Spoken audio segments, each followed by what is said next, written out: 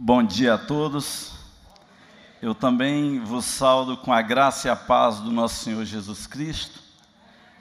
Dizer que é uma emoção muito grande estar mais uma vez aqui com vocês, com a Igreja Betânia, nesse mês de aniversário, e parabenizar a Betânia, que tem feito diferenças por esse mundo afora, especialmente na minha vida e na vida da minha família.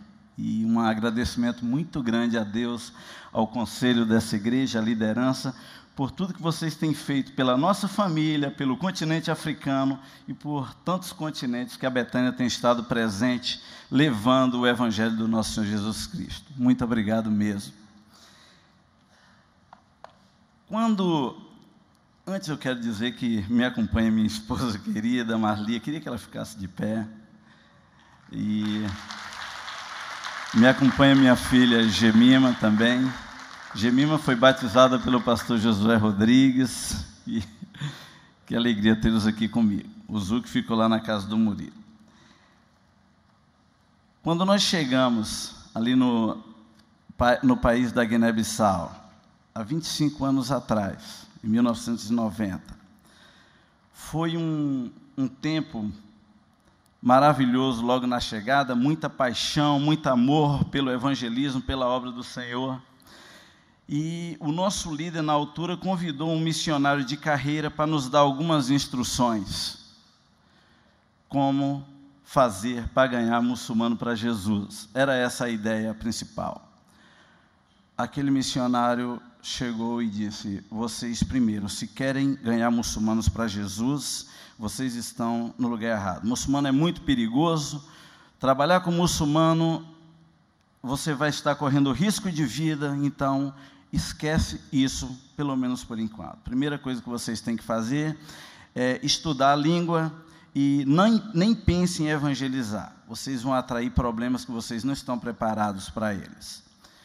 Vocês vão abrir duas igrejas, uma para muçulmano e uma para animista, e com certeza a de muçulmano vai ficar vazia. Então, não faça evangelização. Eu fiquei muito frustrado porque nós estávamos indo ao continente africano justamente para falar de Jesus. Eu esperava que aquele homem colocasse fogo no nosso coração para fazer o evangelismo, independente de circunstâncias. E, ao contrário, estava todos ali agora, cabisbaixo, pensando: o que a gente veio fazer aqui? Embromar? Ficar aqui olhando um para a cara do outro?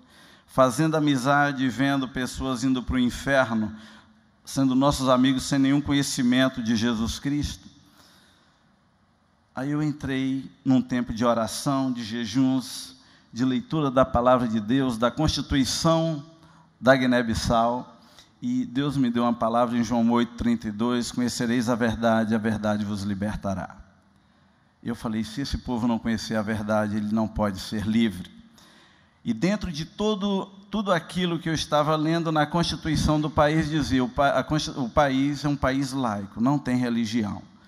Eu falei: ótimo, se o país não tem religião e o único perigo é o islamismo, o evangelho não chegou até a minha vida, não chegou até os nossos dias sem derramamento de sangue.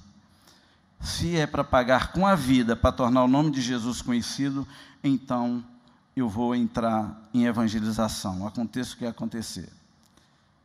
Eu era recém-casado, 7 meses de casado, tinha apenas 22 anos naquela época, e eu peguei meu violão, com um pouquinho que eu sei tocar, fui para a rua e fui evangelizar. Cheguei naquela esquina e nós começamos a pregar o evangelho. Depois de um tempo de louvor, eu lembro de ter pregado em Mateus 11:28.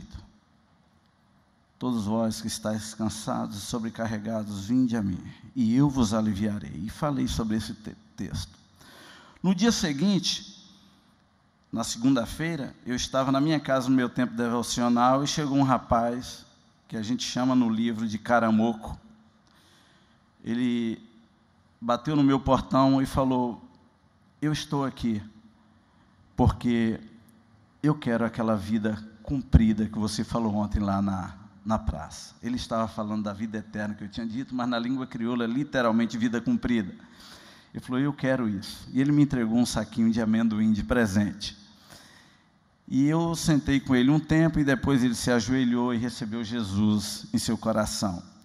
e nós começamos um discipulado com ele. No dia do batismo dele, ele voltou para casa e o pai dele falou: essa casa é muito pequena para um muçulmano e um protestante viverem juntos, então você tem que pegar suas coisas e ir embora da minha casa. E eu cheguei para ele e falei: Caramoco, vem morar conosco. Ele falou: eu não quero ir morar com os brancos para que meus amigos digam que eu saí da casa do meu pai por causa disso. Eu quero que os meus amigos, meus parentes saibam que eu saí da casa do meu pai por causa de Jesus. E ele foi morar na capital e finalmente ele terminou vindo para o Brasil através de uma outra organização. E chegando no Brasil, terminou os estudos dele e finalmente foi para um seminário presbiteriano, lá em Belo Horizonte. Ele ficou 7 anos no Brasil. Enquanto isso, eu estava visitando a família dele e tornando o nome de Jesus conhecido para a família dele. E quando ele voltou 7 anos depois, já pastor ordenado, ele encontrou a mãe dele, as irmãs, os irmãos todos batizados por mim. E o pai dele estava frequentando a igreja também, eu não havia batizado o pai dele. Porque quando eu tinha 14 anos, eu fui confrontado com um texto da palavra de Deus que eu vou ler com vocês. E eu fiz disso um alvo da minha vida. Abra suas Bíblias comigo em Marcos, capítulo 16, versículo 15. É um texto que todos e a maioria deve conhecer de cor.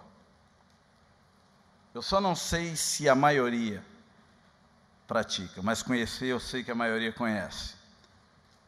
Marcos, capítulo 16, versículo 15. Todos acharam? Digam amém. Então podemos ler.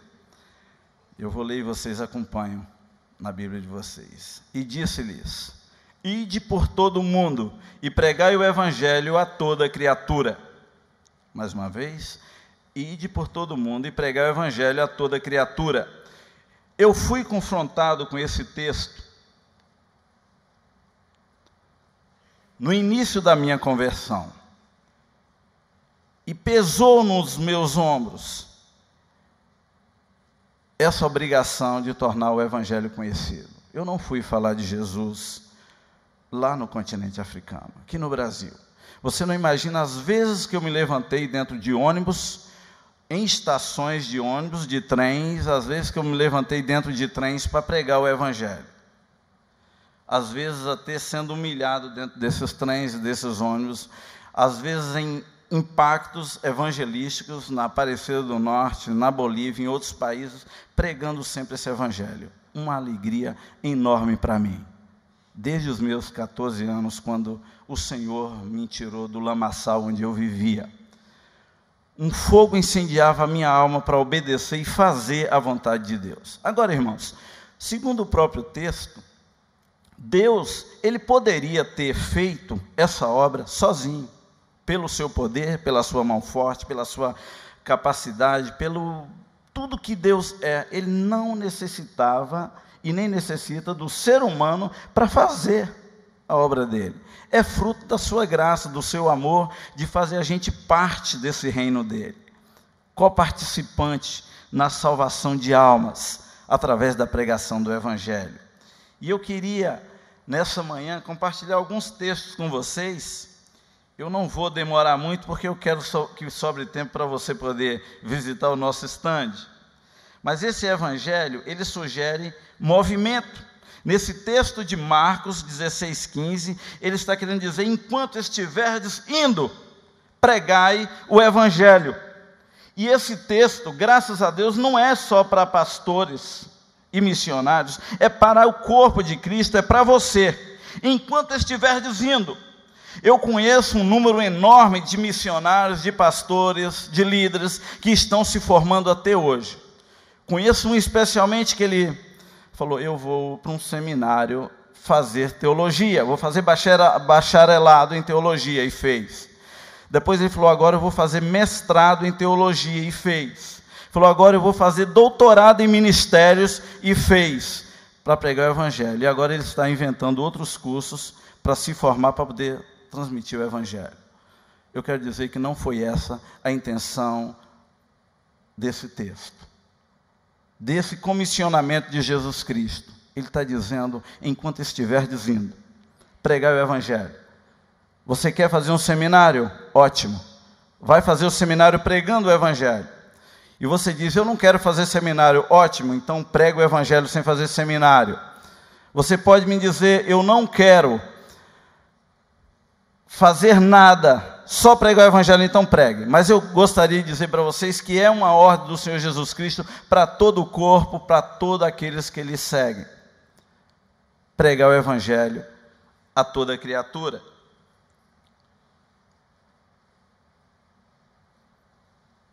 De acordo com a nossa movimentação, enquanto estamos indo, é preciso ter uma certa urgência nessa pregação. Não dá para perder tempo sem evangelizar. Você não imagina o quanto que Deus pode te usar no seu trabalho, na sua escola, onde quer que você viva, pregando o Evangelho. É um privilégio e é obediência ao Senhor. Nessa nossa geração, onde tem se ensinado tanto a ter, promover, lutar e acumular aqui nesse planeta. O sistema está voltado para isso. E, infelizmente, a maioria dos ensinamentos que a gente tem no corpo de Cristo é voltado para esse sistema. Irmãos, a palavra de Deus está ensinando a pregar. Não tem nenhum problema você acumular. Mas desde que você use tudo isso, use a sua vida para a pregação deste Evangelho. Quando nós chegamos ali em Guiné-Bissau, naqueles primeiros dias, debaixo de toda aquela pressão, as pessoas diziam que não era possível fazer reuniões públicas em Guiné-Bissau, não podia fazer reuniões públicas, o país tinha recém saído de uma opressão comunista, e para qualquer reunião tinha que pegar autorização, e lá estávamos nós, correndo riscos, desde o início, a ser presos por causa desse Evangelho, pregando a palavra de Deus. E um dia eu estava na minha casa, cortando o cabelo de um rapaz deficiente. Eu creio que tem que ser deficiente para confiar o cabelo nas minhas mãos. E eu estava cortando o cabelo daquele rapaz quando chegou 3 mulheres trazendo uma senhora cega, surda e com a pele toda escamada. Uma senhora realmente de não muito boa aparência. E aquelas mulheres choravam. E elas falaram comigo, nós já rodamos esse país todo, já fomos nos feiticeiros, nos marabus, nos líderes religiosos, e onde você pode imaginar, nos centros espiritualistas mais profundos das trevas dessa nação, e nós não conseguimos solucionar o problema dela. E essa mulher tem 6 filhos na casa dela que ela toma conta. Esse rapaz que você está cortando o cabelo é irmão dela, e ela tem o pai e a mãe velhinhos na casa dela. Por favor, peça a Jesus para curá-la, porque nós cremos que agora só restou Jesus. E eu preguei o Evangelho para aquelas mulheres. E aquela mulher sentou numa cadeira, nós começamos a louvar a Deus na língua dela. E depois nós oramos por ela. E Jesus abriu os olhos, os ouvidos e curou a pele daquela mulher. Jesus a curou. Quando você sai pregando o Evangelho, vai te seguindo, como a palavra de Deus diz, os milagres, os prodígios, os sinais. Vai te seguindo onde quer que você esteja. De repente você se converteu, se você como eu era, eu tinha um desejo muito grande de viver muito mais experiências com Deus do que aquilo que eu vivia, e eu sempre dizia, Senhor, eu quero mais, tem que haver algo mais do que somente isso, o Evangelho tem que ser algo mais do que somente isso que eu estou vivendo, e eu quero mais. Você sabe hoje a minha conclusão? Que eu não vivi nada. Talvez assim um mínimo, muito ínfimo, muito pequeno daquilo que o Evangelho tem reservado para a minha vida. De tudo que eu já passei por causa desse Evangelho, eu considero nada, porque eu sei que tem muito mais e coisas muito maiores, muito mais poderosas que Deus está querendo fazer na minha vida, através da minha vida. Eu estava na cidade de Gabu,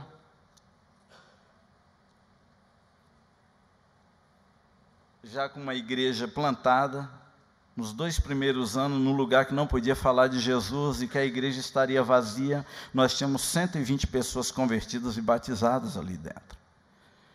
E eu pensei, e aqueles pobres coitados que vivem nas aldeias? Eram 693 aldeias no meio da floresta. Falei, quem vai levar o evangelho até essas pessoas que nunca haviam ouvido falar do nome de Jesus? E nós entramos no meio daquele mato, entramos no meio daquela floresta, com todos os perigos de animais que você possa imaginar. Lá estávamos nós visitando aldeias e tornando o nome de Jesus conhecido. Foi uma surpresa para mim, porque eu cheguei com Dona Liane. Cadê Dona Liane? Está ali. Cheguei com Dona Liane numa aldeia, onde eu estava pregando e tinha um camarada. Essa aldeia estava a 90 quilômetros da nossa casa, mas nós gastávamos 5 horas de viagem para chegar nessa aldeia. Era realmente uma trilha no meio da selva, onde a gente tinha que ficar desviando, a estrada muito ruim para chegar até ali. E quando eu comecei a pregar o evangelho ali naquela aldeia, ouvi um rapaz gritando, aleluia. Cada frase que eu falava, ele falava aleluia. E eu pensei, pô, de repente esse cara está possesso, não é possível. Porque no meio daquela selva, quando eu finalmente terminou, eu chamei e falei, por que você falava tanto aleluia? Ele disse, porque eu sou de Jesus nessa aldeia. Eu falei, mas como que você conheceu Jesus nessa aldeia? Ele falou, pelo rádio. Eu ouço programas de rádio e aqui eu me converti ouvindo rádios, ouvindo o evangelho. E eu pude glorificar a Deus, porque não era só ele, tinha um grupinho de crente naquela aldeia ouvindo rádios. Nada vai impedir esse evangelho de avançar, de ir, de tocar as vidas das pessoas. Mas eu lembro que eu cheguei numa aldeia chamada Cansambel. E quando eu cheguei naquela aldeia, reuni uma multidão e eu comecei a pregar o evangelho. E tinha um rapaz bem magro que veio me cumprimentar. E ele foi o nosso tradutor naquele dia. E no final eu fiz um apelo. E praticamente todas as mãos se levantaram dizendo que queriam Jesus. E eu pensei, eles não entenderam nada, eu vou voltar aqui mais vezes. E voltei mais vezes, e aquele rapaz magro estava sempre do meu lado. E um dia ele falou para mim, eu quero ser batizado. E nós o batizamos. E depois eu conversei com a Marli, e ela esteve de acordo, e nós nos mudamos lá para aquela aldeia. Porque eu não estava feliz só de estar ali na cidade com aquele grupo de pessoas. A igreja já tinha condições de sustentar o seu pastor, o seu líder. Nós passamos para frente e nos mudamos para aquela aldeia lá no meio do mato. Era o Jonatas, meu filho de 1 ano, Marli e eu, vivendo no meio daquele povo, numa casinha redonda de palha, igual a casinha deles, e pregando o evangelho. E nós vimos tantos milagres no meio daquela aldeia. E quando nós começamos a construir a primeira igreja ali, eu creio que todos os testemunhos que eu estou contando, a maioria de vocês aqui já até ouviram e conhecem. Mas quando a gente estava levantando aquela igreja, um grupo radical de muçulmanos foram me visitar e falaram, o que você está fazendo aqui? Que construção é essa? O meu líder havia me dito, nunca diga que é uma igreja evangélica, senão você vai ter problema. E eu estava em cima de João 8,32. Conhecereis a verdade vos libertará. Quando aquele grupo de muçulmanos me questionaram, que casa é essa? Eu falei, é a casa do nosso Senhor Jesus Cristo. Nós estamos construindo uma igreja. E eles falaram, nós estamos em maio. Junho, as chuvas virão. Guiné-Bissau chove 3 meses por ano. E vai destruir essa casa. Você está fazendo uma casa de adobe, ela não vai resistir à água. E ela vai cair. Eu tinha o meu ponto lá no meio da floresta onde eu orava, onde eu gastava um tempo com Deus. E eu fui para aquele ponto e comecei a orar, dizendo, Senhor, eu não sei como fazer para terminar essa casa a tempo, antes da chuva. Mas o Senhor nos mandou para aqui e eu espero um milagre da tua parte. Eu ouvi claramente Deus dizendo, volta, reúne eles de novo e converse com eles. E diga a eles isso que eu estou dizendo.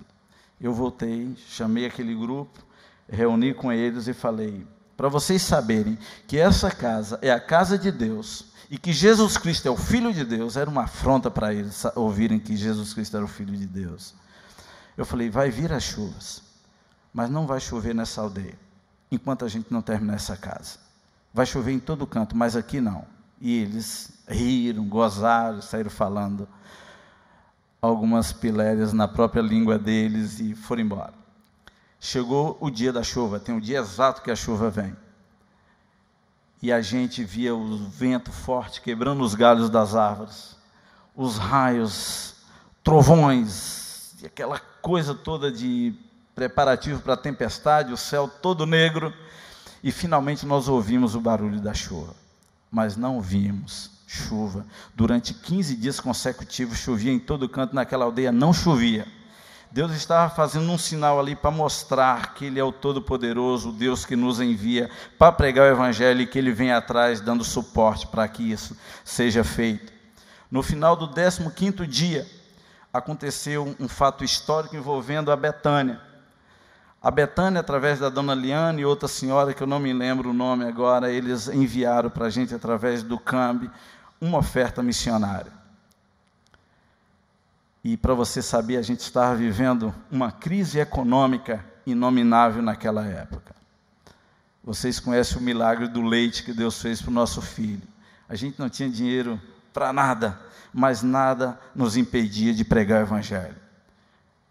É desculpa dizer, eu estou passando por crise, não posso pregar. Eu estou doente, não posso pregar. Eu estou preso, não posso pregar. Eu estou aflito e não posso pregar. Você pode pregar em tempo e fora de tempo, que a palavra de Deus nos ensina isso. E nós estávamos ali com toda a dificuldade que passávamos, pregando esse Evangelho de nosso Senhor Jesus Cristo. E naqueles dias chegou uma carta da Betânia dizendo, tem $200 aqui para vocês dentro. A primeira carta, os caras, não sei quem foi, mas chegou sem dinheiro nenhum. Nós escrevemos de volta, agradecendo, e a Marli chorou muito, porque apesar de toda aquela crise, a gente não tinha dinheiro, o único dinheiro que veio para a gente ainda foi roubado. E eu falei, Marli, não chore, Deus se lembrou de nós. É o início da redenção. A Betânia mandou $200 depois, e esses $200 chegaram, e a Marli guardava esses $200 com muito amor, preparando para a nossa viagem de retorno ao Brasil. Nós tínhamos um compromisso de ficar 3 anos ali. E quando eu cheguei para a Marli no 15º dia, sem chover, eu falei, Marli, Deus me falou que vai chover amanhã. Então, a gente precisa usar esse dinheiro, porque a gente já tinha o zinco, a cobertura em cima da igreja, mas o meio não tinha. Então, se chovesse ali, ia cair aquela igreja. E a Marli me entregou os $200, eu fui para a cidade, comprei o restante do zinco, coloquei numa charrete, e nós levamos para lá, e eu trabalhei aquele dia todo cobrindo aquele restante daquela igreja. E quando eu cheguei em casa do meu tempo de oração, estava uma missionária e um dos nossos novos convertidos do islamismo. E eu disse, Suma, avisa o pessoal da aldeia que vai chover amanhã. Mas fala para eles que Deus falou que vai mandar essa chuva por causa desses que amam Jesus nessa aldeia. Ele vai mandar essa chuva para regar a terra, para amolecer o chão, para que eles possam lavrar. Então vai avisar as pessoas. O Suma ficou super feliz, porque é nesse tempo onde eles trabalham a terra, regam e preparam a terra para poder plantar, para se alimentar o ano todo. Eles plantam para sobrevivência. E eles estavam muito tristes, porque as aldeias vizinhas todas já tinham arroz nascendo, já estavam fazendo suas plantações de mandioca, de batata, de milho, e eles estavam com a terra seca, sem uma gota d'água. O chefe da aldeia foi conversar com a minha esposa e disse, vocês estão guerreando com Deus para não chover aqui? Marli falou, não, Deus só está protegendo a casa dele. E o Suma saiu e avisou todos na aldeia. O pastor falou que é para preparar as ferramentas, porque amanhã vai chover. E eu terminei aquele dia e fui me deitar, cansado. E quando foi 4 horas da manhã, a Marli me acordou. Zé Dilson, levanta, está caindo tudo, olha a chuva. Então choveu naquele dia, chuva torrencial. E a chuva batia no zinco e fazia aquela barulheira na aldeia. A única casa de zinco era a igreja. E quando foi 7h30 da manhã, a chuva choveu mais ou menos até as 7h30 da manhã, eu tinha a aldeia toda na minha porta. Todos vieram. E tinha um rapaz na mão por nome Braima, e ele tinha um porrete na mão, e ele disse assim, olha Zé Dilson, se você não manda a chuva amanhã, nós vamos vir com esse pau aqui e você vai ver. Eu falei, Braima, eu sou um cão morto. Não sou eu que estou mandando chuva e fazendo nada, é Deus. E Ele mandou essa chuva hoje para mostrar o amor dEle por esses que servem, que amam Jesus nessa aldeia. E preguei o Evangelho para eles mais uma vez.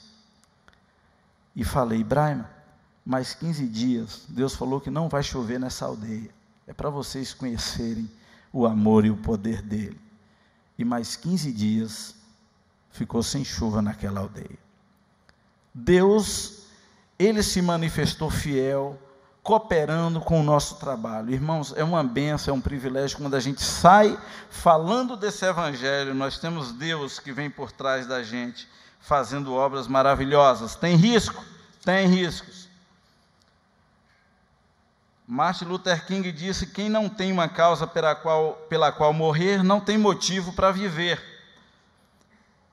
É propósito de Deus que o seu povo viva sem esse temor da morte, sem esse temor que o diabo próprio coloca. A evangelização é algo muito difícil. Você encontra uma barreira imediata do próprio inimigo para que a gente não faça evangelização, para que a gente não torne o Evangelho do nosso Senhor conhecido por causa dessa luta. O Evangelho, ele é para toda criatura, para todo homem, para toda mulher. Há mais pessoas vivendo no mundo hoje do que aquelas que morreram desde Adão, de acordo com o Dr. Y.J. Davis, da Universidade de Minnesota. Ele diz que 3/5 de todas as pessoas que nasceram estão vivas nos nossos dias. O Dr. William McMillan também afirma isso. Esse Evangelho é para toda criatura, sem exceção de raça ou cor. Ele é para toda criatura também, sem exceção religiosa. Ele é para muçulmano, para budista, para hinduísta. João 11:52 diz: e não foi somente pela nação que Jesus morreu, mas para reunir em um só corpo os filhos de Deus que andam dispersos, e esses filhos de Deus se encontram em todas as etnias da terra, em todas as religiões, em todos os lugares. E nós somos as pessoas que Deus chamou para alcançá-los em todos os lugares. Então, muitas vezes você pode estar do lado de uma pessoa aparentemente mal ou má, mas que é um escolhido, uma escolhida, é um servo, uma serva de Jesus que está ali. Então, compartilhe o Evangelho. Pessoas que se levantam. Hoje tem um homem no Brasil que eu tenho um certo ódio por ele, porque ele se levanta contra o Evangelho, contra a palavra de Deus, e recentemente ele até publicou que devia tirar do texto sagrado todo. Ele fez até uma proposta no Congresso Nacional para tirar da palavra de Deus todo o texto que confronta o homossexualismo.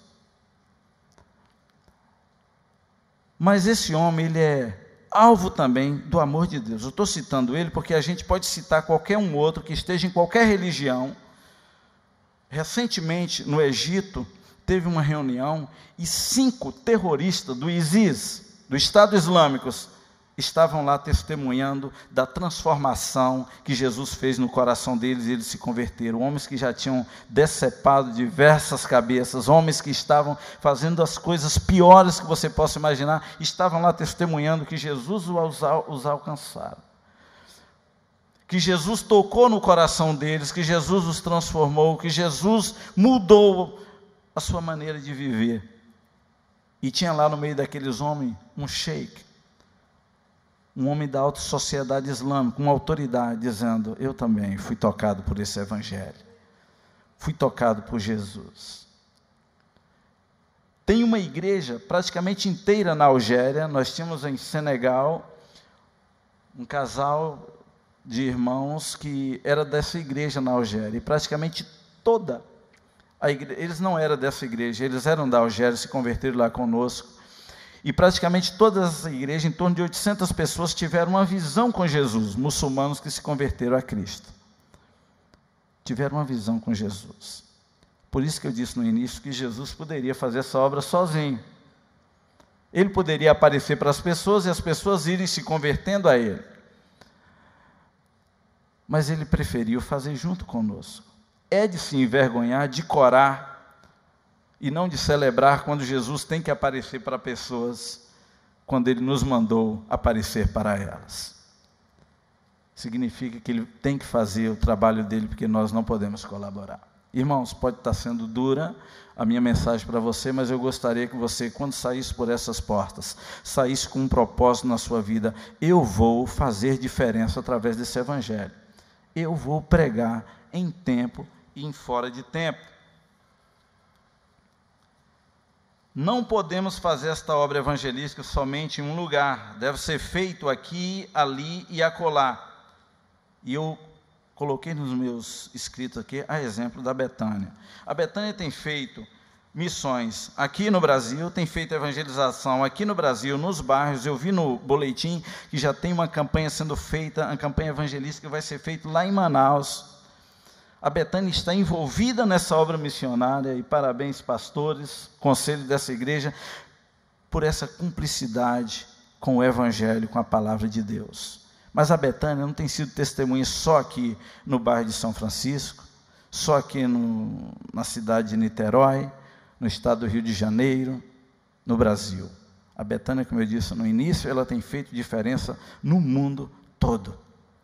E são centenas de pessoas, de muçulmanos, que têm se dobrado ao nosso Senhor Jesus Cristo, porque essa igreja teve a coragem de enviar missionários, não somente a mim, mas diversos missionários, inclusive de outros rebanhos, de outras igrejas irmãs, que essa igreja tem investido como reino de Deus e que tem trazido resultados maravilhosos. Almas têm sido ganhas lá na Índia, na Ásia, na África, na América do Norte, na Oceania, porque essa igreja tem entendido isso. O evangelho é para todos, no mundo todo, e essa igreja tem obedecido. Eu não posso fazer missões, pregar o evangelho somente na minha família, ou na minha cidade, ou no meu país. Mateus 28:19 diz: ide, portanto, fazei discípulos de todas as nações, batizando-os em nome do Pai, do Filho e do Espírito Santo. O limite é o mundo, e será pregado este evangelho do reino por todo o mundo, para testemunho em todas as nações, aí então virá o fim.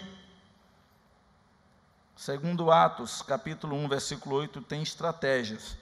Esse evangelho deve começar aqui na nossa Jerusalém, ali na nossa Judéia, lá na Samaria e acolá até os confins da terra. E a coisa mais maravilhosa é que Ele nos deu, o Espírito Santo, a capacitação para fazer essa obra. Você pode dizer: pastor, eu sou analfabeto, eu não sei ler nem escrever, mas eu tenho Jesus no meu coração, então eu posso falar de Jesus. Você não precisa saber ler ou escrever, você não precisa ter uma gramática corretíssima para falar de Jesus. E Deus vai te usar do jeito que você é. Você pode dizer: mas eu tenho várias formações, eu tenho uma coleção de diplomas superiores. Ótimo. Quem vai alcançar pessoas no seu nível? Você. Mas a responsabilidade é de todos. É para todos aqueles que chamam pelo nome de Jesus. O evangelho sugere movimento enquanto estiverdes indo. O evangelho é para toda criatura, o evangelho é para o mundo todo. Agora você, sabedor disso, você deve começar de alguma forma. E eu quero desafiar a cada um de vocês a fazer diferença nesta cidade, no seu bairro, na sua rua, na sua casa, e preguei esse evangelho destemidamente. Minha esposa e eu e meus filhos, nós já pregamos o evangelho em meio a doenças. Foram mais de 40 malárias que eu colecionei resultados na minha vida. Mas eu não desisti de pregar o evangelho por causa de malárias. Em meio à guerra, estivemos 11 meses no meio de uma guerra civil. Pessoas mortas, membros da nossa igreja sendo mortos no meio dessa guerra, pessoas sendo feridas. Você não imagina que inferno que é viver no meio de uma guerra. Nós estávamos ali pregando o evangelho. Tivemos o privilégio de ver uma ministra de educação entregando seu coração para Jesus, porque nós pregamos o evangelho. Estávamos numa reunião na sala dela, e quando terminou toda a reunião, eu falei, mas senhora ministra, eu tenho uma palavra para dizer para a senhora. É do Evangelho de Nosso Senhor Jesus Cristo. E dei uma Bíblia para ela. E aquela mulher entregou o coração dela para Jesus. No meio da guerra, eu encontrei com aquela mulher na cidade de Gabu, ela era refugiada. Eu falei, dona Odete, que alegria revê-la. Ela falou, José Deus, eu fugi da guerra, eu estava tão aflito e com tanto medo, e não peguei a maioria das minhas coisas, inclusive esqueci aquela minha Bíblia. Você pode me dar uma outra Bíblia? Eu falei, claro. Dei uma outra Bíblia para aquela mulher. Eu estive em uma reunião com o presidente da República, da Guiné-Bissau. Depois de tratarmos o que a gente tinha que tratar ali, falei, senhor presidente, agora eu tenho uma palavra para o senhor. E preguei o Evangelho para ele e entreguei uma Bíblia para ele. Irmãos, em qualquer circunstância, nós somos de Jesus. Temos que perder o medo, temos que perder a vergonha, porque é um privilégio. Se Deus nos confiou, Ele nos deu um privilégio. Eu quero que você feche os seus olhos agora. E que você possa dizer, Senhor Jesus, eu não fiz até agora, mas eu quero passar a fazer. Eu não obedeci até agora, mas quero passar a obedecer. E você que já faz, você pode dizer, Senhor, Tu me usaste até agora, mas eu quero ser usado mais. Eu sei que o Senhor tem mais do que somente isso. Eu sei que o Senhor tem mais coisas para fazer, milagres e prodígios, muito mais do que somente isso que eu tenho experimentado e ouvido até agora. E eu quero fazer mais, conte comigo. Então ore agora no seu lugar e faça um compromisso com Jesus. Não é com a Betânia, mas com Jesus, dizendo, eu quero falar desse Evangelho, em tempo e em fora de tempo, eu quero estar, eu quero pregar, eu quero tornar o nome de Jesus conhecido, eu quero ser um instrumento usado por Ele. De repente você tem as suas limitações, você vai apresentar isso para Deus, dizendo, Senhor, eu estou limitado nisso, mas me capacita. Você pode dizer, eu não sei como começar um evangelismo, comece dando presentes da palavra de Deus. A Noruega foi transformada de uma nação ímpia, de uma nação animista, de uma nação analfabeta, a ocupar hoje o ranking da 15ª nação mais rica do mundo, por causa da entrega de uma única Bíblia. 2 missionários entregaram uma Bíblia para um fazendeiro analfabeto e falou, esta é a palavra de Deus e você vai encontrar a vida eterna e o Salvador lendo essa palavra. E aquele homem disse, então eu vou ter que entrar numa escola e aprender a ler, porque eu não posso perder essa oportunidade. E ele leu aquela Bíblia, depois ele se converteu lendo aquela Bíblia, ele encontrou Jesus antes de terminar de ler aquela Bíblia e começou a escrever livros, e ele viajou 60.000 milhas na Noruega pregando o Evangelho, distribuindo Bíblia, incentivando os convertidos a ir para a escola, a estudarem. E a Noruega sofreu uma transformação enorme. No dia que foi feita a nova Constituição daquela nação, há 2 gerações atrás apenas, eles colocaram lá, vamos usar a palavra de Deus como livro básico, texto básico para criar a nossa Constituição, e fizeram a Constituição da nação baseado na palavra de Deus. Você encontra essa história no livro de Loren Cunningham, o livro que transforma as nações. Então, às vezes, dando uma simples Bíblia para uma pessoa, você está pregando o Evangelho.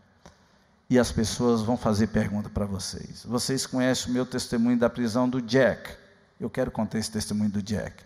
Não está no livro o testemunho do Jack. Em dezembro vai sair um livro sobre a prisão, se Deus quiser. E aí vai ter muitos testemunhos da prisão. O Jack, quando eu ofereci uma Bíblia para ele, ele falou, eu não quero, esse livro não é nada para mim, eu sou ateu. Eu falei, mas Jack, por isso mesmo, então você lê, se não tem nada para fazer aqui na prisão, leia, para passar o tempo somente. Esse livro não é nada para você. Ele falou, não tenho nada para fazer mesmo, me dá aqui. Eu falei, começa aqui, no livro de João. E o Jack teve um encontro com Jesus ali. E deixou de ser ateu e passou a ser um crente fervoroso em Jesus, com desejo no coração muito grande de tornar o Evangelho conhecido a outros. Irmãos, você pode fazer essa obra evangelística. Você deve fazer, porque é uma ordem do nosso Senhor Jesus Cristo. Então vamos orar agora. Pai, nós estamos gratos ao Senhor porque mais uma vez Tu nos alertas sobre o dever de falar do teu amor, do teu evangelho, de falar do teu sacrifício lá na cruz por causa dos nossos pecados.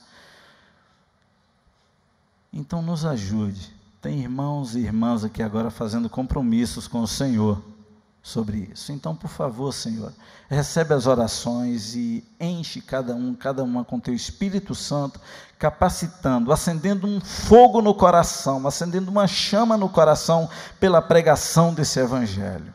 Em nome de Jesus, não nos deixe acomodados na nossa zona de conforto, mas nos ajude a ir. E enquanto estivermos indo, nos ajude a pregar o evangelho a toda criatura e ao mundo todo, em nome de Jesus, amém.